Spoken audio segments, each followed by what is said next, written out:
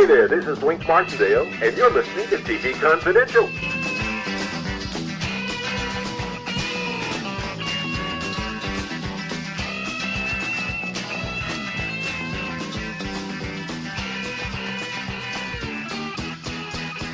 Ed Roberts with a reminder that the next edition of TV Confidential will premiere next week on this station at the usual time. Our guests will include television director Howard Storm and longtime Hollywood talent manager Bud Burton Moss. We hope you'll join us for that. In the meantime, Chuck Harter is with us, along with Tony Figueroa and Donna Allen, as we commemorate the passing of Peter Tork with a replay of our tribute to the legacy of the Monkees and their impact on music and television. Peter Tork died this past Thursday, February 21st, at the age of 77. Before we went to break, Chuck was telling us the backstory of Head, the avant-garde movie starring the Monkees and written by Jack Nicholson that performed poorly at the box office when it was originally released in November 1968, but which has since been recognized as an innovative film of its time. As we pick up the conversation. So it's funny. It debuted on Hollywood Boulevard, I think almost the same night as Yellow Submarine. Okay, so one got tons of great reviews, and everyone loved it, and one of them, and unfortunately, it was too hip for the Monkees fans, and I think it was rated M, which was an early rating. It wasn't R, but it was almost mature audiences, so little girls couldn't see it, okay, and they wouldn't have understood it anyway. Because of the Frotus. Well, it's just weird. It's just a weird, dark, strange movie. You know, I mean, it's like a Fellini movie or something. You have an opening where they commit suicide. They commit suicide, right. Where they're, and Mickey is kind of running ahead of Dale, and he's jumping off the Vincent Thomas Bridge, I think it was. Yeah. And going in, and then the movie ends kind of back at the beginning, and that alone was... No, it's very bizarre. Yeah, and yes, really... if you were high and watched it, it made more sense. Yeah. I was a very young teenager, and I somehow snuck in, or I got in somehow, and I watched it, and I hated it. It didn't make any sense at all to me, and I went, what? Because you expect Davey to get the girl at the end. But it's just nuts. And the funny thing is the soundtrack is quite good. Yeah. All 6 songs are excellent later Monkees song, Daddy's tunes. Song. Very good. And the dance number for Daddy's Song is cinematic. They shoot great. black, white, black, it's great. and he's with Tony Basil, who later became an accomplished choreographer. Yeah. But the thing is, Head came out and bombed. Now they're aware that Titanic is sinking. And the last thing after they did a tour, they came back, and the 4 of them had the first NBC special, which is called 33 1/3 Revolutions Per Monkee. And that's sort of Head weirder. Yeah. They have no comic acting in it. They don't have any dialogue in it, which is insane because they're the Marx Brothers. Yeah. And it's some good songs and good performances. And they were contracted for 3. And after the first one, the ratings were so awful, they said, well, forget about the last 2. And then Peter quit. And one more year of the 3 and a couple of albums and a few TV appearances, and then it blew up. Yeah. Now, over the years, Head was forgotten as some mistake. But in the 80s on, when cult films became a hip thing, and there's book on cult movies, and people start writing about odd films that didn't make it but were actually good. Head started to grow in stature. And now Head is considered one of the best avant-garde films of the 60s. It's a timepiece. It's beautifully photographed, especially the Blu-ray. It looks stunning. Yeah. Technically, it's amazing. And if you kind of get into it one way or the other, it's pretty good. Yeah. But it's so left field, and it's kind of like, I've said before, if Pink Floyd had made it, it would have been okay. Yeah. Because they're a hip band. Yeah. But the Monkees are the silly guys. Yeah. Or, so they were making commentaries on war, which you didn't do that in prime time. Yeah. I mean, the Smothers Brothers were getting in trouble left and right for it. But yes. I think only in the Paris episode did you kind of see Peter addressing a gun being used in a scene. No, because they had Tommy guns and other stuff. No, that's absolutely. And the Monkey Men were unarmed. Yeah. Yes, the Monkey Men were unarmed. Monkey Men to the rescue. But that one where the cliche episode with the Russian spy coming out of the closet, which is not a metaphor. Yeah. And Peter's just going. He'll be here all week. Remember to tip your waitress over. Yes. No, But, to see them making comments, obviously they're talking about war and probably other elements of the counterculture at that time. Well, it's weird because in the movie, there's a live clip of them doing a song called Circle Sky by Nesmith as a live band, and it's great. They're rocking. And Rafelson cuts from the girls in the audience going crazy to scenes of Vietnam. Yeah. And there's like bombing and frightened villagers, and and then it comes up, hey, we are the Monkees, a manufactured whatever the thing is. And at the very end of it, it's that famous news clip of the Vietnamese colonel shooting the guy in the head who falls. It is a major photo from the war. Mm-hmm. That's shown in the Monkees movie. Mm-hmm. Now imagine, if you're hip, oh, wow, man, that's hip. But if you're a kid, what? Yeah. What? So again, completely missed the audience. But so the Monkees in later years were divided. Davey says we should have made Ghostbusters, or we should have made a fun film. Yeah. Nesmith loves it because he's at times a bit of a cynic. I think Mickey likes it as a period piece. Torque is not sure, if it really was the right thing to do. But again, they're groundbreaking. Yeah. They could have made a McHale's Navy movie. Yeah. And even though it stumbled and it's weird, ultimately now it's just another example of the quality of the overall Monkees thing. Yeah, it's another example of if they had a strong guiding force, somebody would have said, good idea not. Yeah. It's just not going to go. Or good idea not now. Not now. Yeah. Because I would hear terms like ahead of its time. Ahead of its time. Yeah. No, and it was, and again, the Beatles comparison, what are the two Beatle movies? Hard Day's Night and Help, which are fun movies. Yeah. What happened when the Beatles experimented in Magical Mystery Tour? Bombsville. Great soundtrack, but Bombsville. So the Monkees, again, it's kind of cool in a way. So again, they are quality people and always have been. And Head is worth seeing. If you can get the Blu-ray, get it. It's quite astounding. It is, like you said, it's beautifully shot, but it's out there. It's just really weird. You have to just kind of go with it and not try and make any sense of it. Because I've read some articles where people try and second guess every scene, and you can't really. Because they had footage, they had to deliver it. Okay, well, let's try this. Okay, well, how about a harem scene? Yeah, okay, we got this. Well, we got Sonny Liston, so let's have him punch Davy. Yeah, okay. And they kind of did all that kind of thing and ended up with a film. But, and the Titanic went blub, blub, blub, blub, blub, blub, blub, blub. But the Titanic was raised. Starting in the 70s, and now the Titanic is still going through the ocean waters, in a way. Well, quality lasts. It does.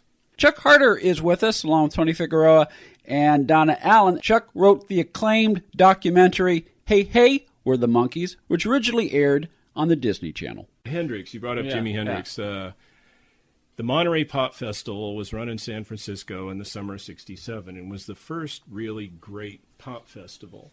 The Who were there, Jimi Hendrix, Janis Joplin, a lot of the San Francisco groups. The Monkees, of course, didn't play it. But Mickey and Peter were there. Peter introduced the Buffalo Springfield, I think, because he was tight with Stephen Stills.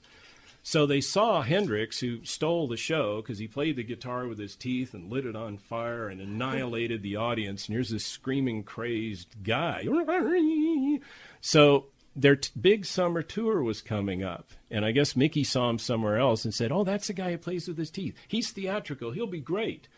So he was hired to open for the tour by Michael Jeffries, who was Hendrix's manager, who called Chaz Chandler, who was his producer. He used to be in the Animals, and said, I tell you, I've got a great idea. I've got Jimmy opening for the Monkees. And he said, have you lost your mind? Because it's a completely different audience, but he didn't care. It's something to do. And they're trying to break him in America because Hendrix had been real big in England. So Nesmith tells it in his indubitable style. And he says, Jimmy came out into the sea of the pink waving arms. It was a sea of pink waving arms. And they're all, screaming, and he's opening, and it's like, Foxy, Davy, Foxy, Davy. And after about 7 shows, and one of the backing musicians was there and told me this, It was in Forest Hills, New York. It's a Dick Clark produced show, and Dick Clark's in the wings, standing next to the guy telling me the story. And Hendrix comes out, and he couldn't take it anymore. You know, he's doing like Purple Haze or something, and Davey! And he took his guitar off, made a gesture to the audience, this is radio, and flung the guitar, still attached to a long cord, into the audience where it arced up, went down in the mud neck first, and went, repeated the gesture and stormed off. And that's it. I can't do it, man. You know, and Hendrix liked Peter and Mike. He didn't say anything bad about him. He said they're good cats. It just wasn't, right. So the cover story, this is beautiful. I don't know who thought this up, was that the Daughters of the American Revolution complained that this Jimi Hendrix is performing in front of these young girls, and which he actually did later, but that's another story. But anyway, that's why he left. Yeah, and that was that. And then they had, I think, Lulu in London, or they had pop acts. But it's funny, just insane. Chuck is going to play one more tune, correct? Yeah, I can do one. Are you ready? Mm-hmm. Yeah. Okay, well, I might as well do the biggie. So I know this goes out to many states and places because Ed Robertson is king of all media. Howard Stern is not my king of all media. Ed Robertson is my king of all media. So this last one is for Davy Jones, Mickey Dolenz, Michael Nesmith, and Peter Tork, Andrew Sandoval, Harold Bronson, and everybody that hears my voice that loves the Monkees and still reveres them. So when you have some time, play a Monkee song or watch an episode or watch Head. You'll be entertained. Oh, I could hide 'neath the wings of the bluebird as it sings. The 6 o'clock alarm would never ring, but it rings and I rise, wash the sleep out of my eyes. My shaven razor's cold and it stings. Ba, ba, ba, ba, ba, ba. Cheer up, sleepy Jean. Oh, what can it mean to a daydream believer and a homecoming queen? You once thought of me as a white knight on a steed. Now you know how happy life can be, and all our good times start and end without $1 to spend. But how much, baby, do we really need? Cheer up, sleepy Jean. Oh, what can it mean to a daydream believer and a homecoming queen? Cheer up, sleepy Jean. Oh, what can it mean to a daydream believer and a homecoming queen?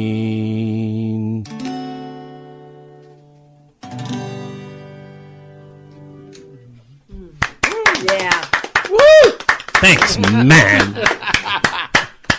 Chuck Harter, thank you so much for joining us today. And thank you. This has been loads of fun. Nice to reminisce.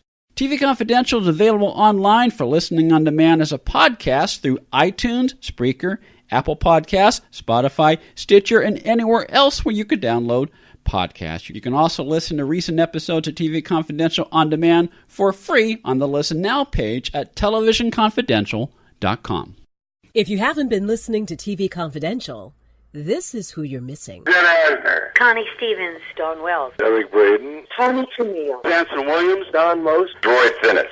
Peter Marshall, Sherry Alberoni, George Slaughter, Dan Castellaneta, Taylor Hicks, Lindsay Wagner, Loretta Swit, And many, many more of your favorite celebrities and people behind the scenes in the world of television. That's TV Confidential. Every week on this station. And every day online at televisionconfidential.com.